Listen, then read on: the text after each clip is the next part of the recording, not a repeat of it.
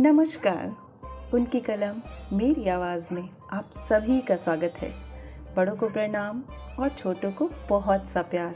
चलिए सुनते हैं कहानी पराए घर की बेटियां, जिसे लिखा है सुषमा मुनींद्र जी ने। सुमति की विदाई कर थका हुआ घर। अम्मा खूब रोने के कारण भारी हो गए फटे सुर में कहती जा रही हैं। सास नंदें घाघ होती हैं। उनकी चिकनी चुपड़ी बातों में आकर सुमति कहीं उन लोगों को अपनी साड़ियाँ न दे दे। बुढ़िया अम्मा की सास ने मेरी पेटी खाली करा ली थी। बहुत समझाया है सुमति को, पर वह आजकल की लड़कियों की तरह चतुर नहीं है और अम्मा की दृष्टि गोपी पर साफ मतलब है। गोपी चतुर है। अम्मा की नज़र परख गोपी रसोई में जा छिपी। लंबी रसोई के दूर वाले कोने में दोनों बुआ बैठी थीं। अम्मा के शासन में इनकी यह दशा है। गोपी को आते देख बड़ी बुआ बोली, तनिक सुस्ता लो, सुमति के ब्याह में तुमने गजब काम किया। गोपी को थकान से हरारत हो रही थी। बुआ, अम्मा कहती हैं, मैंने कुछ भी सही ढंग से नहीं किया। भाऊजी के रंग ढंग देखते हमारी उम्र गुजर गई दुल्हन। उन्हें अपनी सास जल्लाद लगती थी, अब तुम चालबाज लगती हो। वह तो यही कहेंगी। इसी क्षण अम्मा अपना थुल थुल शरीर संभाले रसोई में दाखिल हुई। गोपी और बुआओं को एक साथ देख तमक गई। गोपी, यहाँ डटी हो? थकान से मेरा सिर फट रहा है, तेल मालिश कर दो, तनिक ठीक हो जाए। दोनों बुआ समझ गईं। गोपी का उनके पास होना अम्मा को चालबाजी लगती है। गोपी अम्मा के पीछे चल दी। अम्मा बिस्तर पर छा गईं। वे सांप और बिच्छी क्या समझा रही थी तुझे? बड़ी बुआ सांप, छोटी बुआ बिच्छू। नहीं तो खूब समझती हूँ। ननदें जहर की पोटली होती हैं। कल ही चलता कर दूंगी। अम्मा का संपर्क डेंजर जोन होता है। तथापि गोपी थोड़ा मुस्कुरा दी कि अम्मा की तीनों बेटियां भी जहर की पोटली। गोपी की मुस्कान का अर्थ समझ अम्मा की चमड़ी चुनचुनाने लगी। क्यों मुस्कुराई? तुम्हारी नंदें गऊ की तरह हैं। हाँ अम्मा, गऊ। अम्मा को लगा गोपी के अनुमोदन में रहस्य छिपा है। गर्दन अकड़ा कर बोली, मीरा और नीरा दोनों 2-4 दिन में चली जाएंगी। घर की आखिरी शादी थी, दोनों को चैन देना है। दामादों को अंगूठी ठीक रहेगी, बुआ को भी कुछ। अम्मा का चेहरा बागी दिखने लगा। बिना लिए वे दोनों टलने वाली नहीं। नेग में बहुत साड़ियाँ आई हैं, उन्हीं में से दे देंगे। यह ठीक ना होगा अम्मा, यह उनका भी मायका है। जब भाई की बेटियाँ विदा होने लगें तो मायका उनका हो जाता है। गोपी आगे ना बोल सकी। पखवाड़े बाद गोपी का पति विमल सुमति को लेने गया, पर ससुराल वालों ने नहीं भेजा। विमल सुमति को लिए बिना लौट आया। अम्मा सुमति की बड़ी ननंद कनाडा से आई हैं। वह सुमति के साथ थोड़ा रहना चाहती हैं। इतनी दूर से बार बार आना नहीं हो पाता। अम्मा का सिर घूम गया। ये कनाडा वाली तो बड़ी हठीली है। पहली बार गई है सुमति, अभी उसे ससुराल में अच्छा ना लगता होगा। विमल, तुम लेते आते उसे। बाबूजी बोले, सुमति अब उस परिवार की बहू है। वह हमारे अनुसार नहीं, ससुराल वालों के अनुसार चलेगी। जैसे हमसे रिश्ता खत्म हो गया। गोपी को तुम नेक सलाह देती हो ना, बहू को ससुराल वालों के हिसाब से चलना चाहिए। अम्मा ने फटकार दिया, सीधी बात को उलझाया ना करो और बहू का बहुत पक्ष ना लो। सिर पर बैठेगी और बुढ़ापे में एक लुटिया पानी ना देगी। बेटियां पूछ लें तो पूछ लें। मीरा जीजी और नीरा जीजी ना अम्मा की सेवा करती हैं, ना काम में मदद। उनके आने पर अम्मा खास सतर्क हो जाती हैं, बेटियों की सुख सुविधा में कमी ना रहे। तब भी अम्मा को गुमान है बेटियां बुढ़ापा पार कराएंगी। सुमति अगले सप्ताह आ गई। अम्मा उसके बैगों की गुप्तचरी में लग गई। 3 दामी साड़ियाँ नदारद। सुमति, साड़ियाँ सास ने हड़प ली? नहीं अम्मा, मैंने बड़ी ननद, जेठानी और माता जी को एक एक दे दी। पुत्री की नादानी अम्मा को नागवार लगी। इतना सिखा कर भेजा, पर तुझे अकल ही नहीं है। अम्मा, भाभी जब पहली बार आई थी तो तुमने उनकी 3 साड़ियाँ रख ली थी, मीरा जीजी, नीरा जीजी और अपने लिए।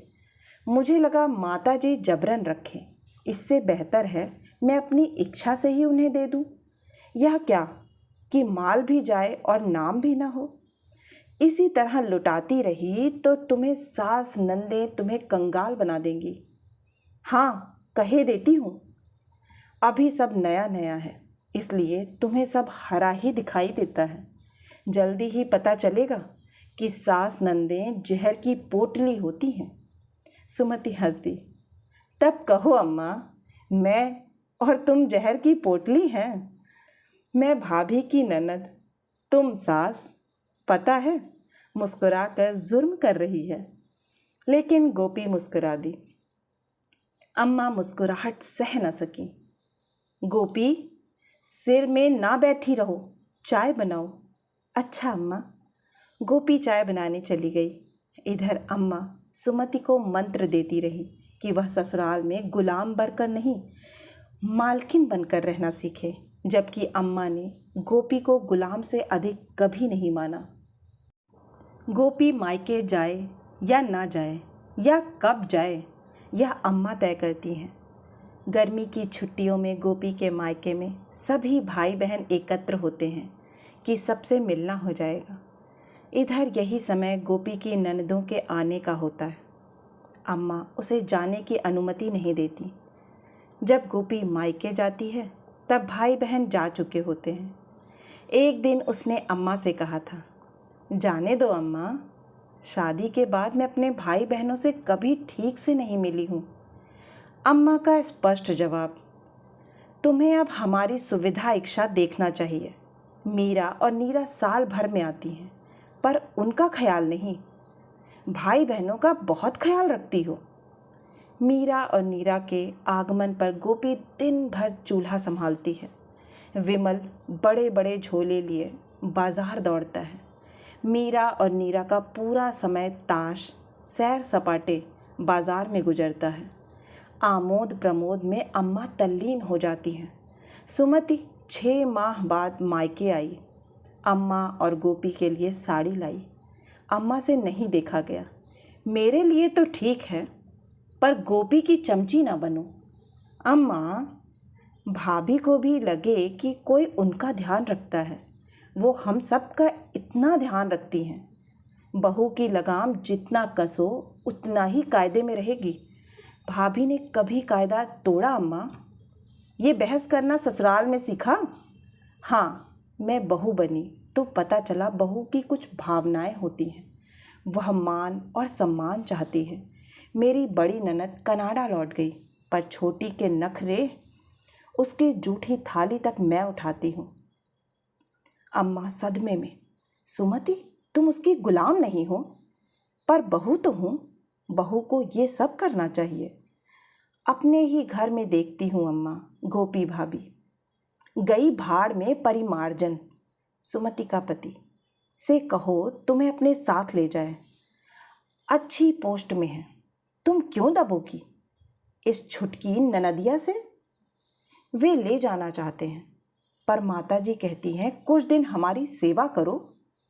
तुमने फेरे माताजी के साथ लिए हैं। बिटिया, तुम इस बुढ़िया की लगाम कसो। अम्मा गोपी की लगाम कसना चाहती है और चाहती हैं सुमति अपनी दुराचारी सास की लगाम कसे। नहीं अम्मा, परिमार्जन अपनी माँ के सामने मुंह नहीं खोलते हैं।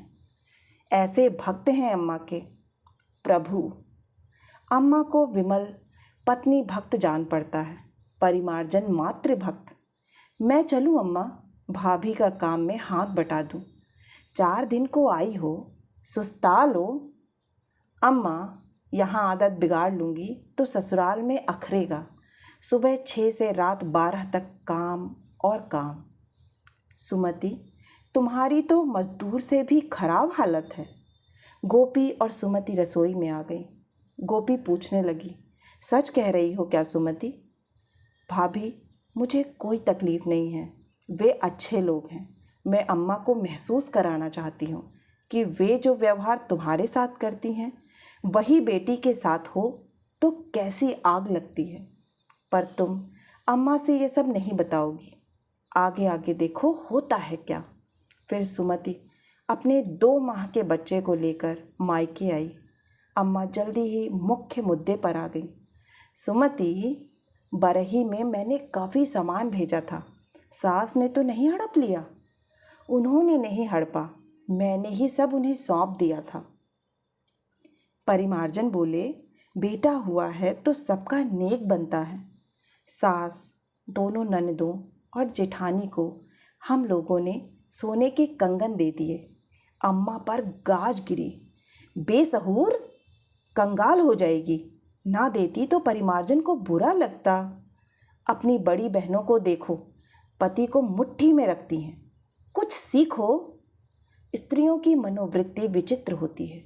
बेटी को पढ़ाती हैं, पति को मुट्ठी में रखो। बहू को आरोप देती हैं, यह मेरे बेटे को मुट्ठी में रखती है। अम्मा, यह गुण तो हमें आता नहीं, तुम्ही से जाना है। पहली संतान, वह भी पुत्र हो, तो सास नंदों को कुछ देना चाहिए। गुड्डू, गोपी का पुत्र हुआ तब तुमने भाभी के कंगन उतरवा लिए थे। दोनों जीजी और जीजाजी को क्या क्या दिलवाया था, जबकि विमल भैया और भाभी की अलग से कमाई नहीं है। विमल भैया बाबूजी के साथ दुकान संभालते हैं। मुझे याद है अम्मा, भैया सुनार की दुकान में जाकर भाभी के झुमके और अंगूठी साफ करवा लाए थे, जीजी लोगों के लिए। सुमति के द्रोह ने अम्मा की नींद उड़ा दी। दोनों बड़ी अम्मा का निर्देश मानती हैं, लेकिन सुमति हौसले पस्त किए देती है। लड़की का यही आचरण रहा तो बेजुबान गोपी की जुबान गज भर लंबी हो जाएगी। गजब कर रही है लड़की। गर्मी में अम्मा ने तीनों बेटियों को बुलवाया। मीरा और नीरा ने योजना बना ली, लेकिन सुमति तो मानो उल्टी चाल ही चलेगी। फ़ोन कॉल किया, उसकी तबीयत खराब चल रही है। संभव हो तो भैया भाभी कुछ दिनों के लिए आ जाएं, मदद मिल जाएगी और गुड्डू की आउटिंग भी हो जाएगी। भाभी नहीं आ सकती तो वह अपनी सास और छोटी ननद को बुला लेगी। अम्मा के सामने बड़ा चक्कर है। गोपी जाती है तो मीरा और नीरा के स्वागत में भारी कमी होगी। नहीं जाती है तो सुमति की सास ननद सुमति के घर के ठाट का आनंद लेंगी। उसकी मदद तो एक ना करेंगी। गोपी को भेजना ही पड़ा। गृहस्थी की थकान उतारने आई मीरा लटपटा गई। हम आए और विमल व गोपी गायब। यह क्या है अम्मा? बाबूजी ने स्पष्ट किया। गोपी सुमति की मदद के लिए गई है मीरा। यहाँ का काम तुम, नीरा और तुम्हारी अम्मा मिलकर संभाल लोगी। दोनों बहनों के चेहरे दुखी हो गए। नीरा को बेइज्जती जैसा कुछ महसूस हुआ। यहाँ भी चूल्हा फूकूं? सुमति को अभी बीमार पड़ना था। गृहस्थी का अपार काम और गोपी नदारद। अम्मा को तत्काल समझ में आ गया कि गोपी के बिना वे घर नहीं चला सकती। काम करने की आदत नहीं तो जोड़ों में पीड़ा हो गई। मीरा और नीरा रसोई में घुसी, खाना कम बनाती, सुमति और गोपी को अधिक कोसती। जल्दी ही मीरा ने ऐलान किया, अम्मा, हम लोगों की दक्षिण भारत घूमने की योजना है। यहाँ का देख सुन लिया, अब जाना है। अम्मा उदास हुई। रुको ना, फिर छुट्टियाँ ख़त्म हो जाएंगी और दक्षिण भारत जाना नहीं हो पाएगा। नीरा जान गई कि मीरा चतुराई दिखाते हुए भाग रही है। उसे अपनी बेटी का क्रैश कोर्स याद आ गया। अम्मा, जाना पड़ेगा, नीली को एक क्रैश कोर्स कराना है। नीरा, तुम भी? मुझसे तो 2 आदमी का खाना नहीं बनाया जाता, आदत छूट गई है। तो गोपी को बुलाओ। वहाँ जमकर बैठ गई। गोपी की भर्त्सना पर अम्मा पुत्रियों के साथ सुर में सुर न मिला पाईं। कुछ कहते ना बनता था। बाबूजी ने कहा, तुम लोग जाना चाहती हो जाओ, तुम्हारी जिम्मेदारियां हैं, व्यवस्थाएं हैं, यहाँ का हम दोनों संभाल लेंगे। बरस हुए अकेले नहीं रहे, अब देखें अकेले रहने का क्या मज़ा और क्या परेशानियां होती हैं। परिस्थिति में भी भारी उलटफेर हुआ। ना सैर सपाटा, ना पुत्रियों के लेन देन को लेकर अम्मा ने हड़कंप मचाया, और अब खाली घर, 2 प्राणी। अम्मा सामर्थ्य भर काम करती, पर काम पूरा ना हो पाता। बाबूजी ने अलग हौसले तोड़ने वाली बात कर दी। तुम जिन लड़कियों का यशोगान करती हो, लो वे पीठ दिखा गईं। चाहती तो हो भीतर की भड़ास निकाल कर तबीयत हल्की कर लो, पर झिझक हो रही है ना। होती ही कुछ स्त्रियां सेवा बहू से लेती हैं, श्रेय बेटी को देती हैं। मैंने बार बार तुम्हें कहा कि जो विमल और गोपी हमारा इतना काम करती है, उन्हें ना सराहो तो कोई बात नहीं, पर परेशान भी ना करो। बाहर वाले मदद को नहीं आएंगे, यही लोग काम देंगे, तो क्या हम उन्हें थोड़ा सा प्रेम और महत्व नहीं दे सकते। अमर बेल का स्वभाव जानती हो, जिस पेड़ पर चढ़ती है उससे अपना पोषण लेती है और उसे सुखा देती है। फिर कहता हूँ, गोपी से सहारा लो, पर उसे ठूंठ ना बना दो। वह विद्रोह कर दे तो हम इस बुढ़ापे में क्या करेंगे। उसके हाथ पैर मजबूत हैं, हमारे थक रहे हैं। विमल और गोपी अलग हो जाएं तो वे अपना काम चला लेंगे, हम अकेले नहीं चला सकेंगे। मीरा और नीरा को देख लिया ना। फिर मैं उन्हें भी दोष नहीं देता। अपनी गृहस्थी बसाने के बाद वे तुम्हारी गृहस्थी का बोझ अपने ऊपर नहीं ला देंगी। काम गोपी ही आएगी, पर तुमने कभी उसे महत्व नहीं दिया। उसे स्नेह और महत्व दो तो वह तुम्हारी सेवा मन से करेगी। देखो, मशीन के कलपुर्जों की देखभाल ना करो तो एक दिन वे काम करना बंद कर देते हैं। गोपी तो इंसान है, उसकी संवेदनाएं हैं, इच्छाएं हैं, अधिकार हैं। अम्मा सुनती रहीं बाबूजी की बातें। शायद वे पहली बार चित्त देकर सुन रही हैं, वरना पुत्रियों को अपना बल मानने वाली वे धीरज से किसी की नहीं सुनती हैं, मनमानी करती हैं। इस वक्त खुद को दुर्बल पा रही हैं और बाबूजी की बातों में उन्हें सार दिखाई दे रहा है। यही वजह रही वापस आए बेटे बहू से पूछने की। उन्होंने पूछा, कोई तकलीफ़ तो नहीं हुई? आवाज़ नम है, लहजा नरम। गोपी ने सोचा था अम्मा एकदम दंगा कर देंगी कि यहाँ लड़कियाँ तंग हुई और यह आनंद लूटने गई है, लेकिन तस्वीर बहुत भिन्न। गोपी ने बताया, सुमति ने बिल्कुल तकलीफ़ नहीं होने दी।